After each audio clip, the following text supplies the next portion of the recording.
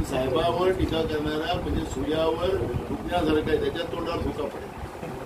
साहेब खरंच संविधान भाजपचे सोलापूरचे जे उमेदवार आहेत राम सातपुते, सुशीलकुमार शिंदेना दळबद्री म्हणतात, एखाद्या ज्येष्ठ नेत्याला अशा पद्धतीनं विधानसभेत मराठा समाजाचा धडधडीत अपमान केला त्यांनी.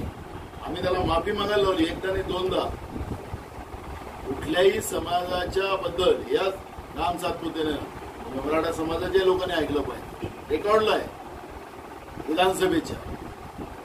एकदा नाही दोनदा त्यांनी मराठा समाजाचा अपमान केला. आपल्याला राम नाव ठेवल्याने भगवान श्रीराम नाही होत. स्वतःला राम म्हणत असेल तर रामासारखं वागलं पाहिजे. त्याला रेकॉर्डला विधानसभेच्या 2 वेळा माफी मागितली त्यांनी.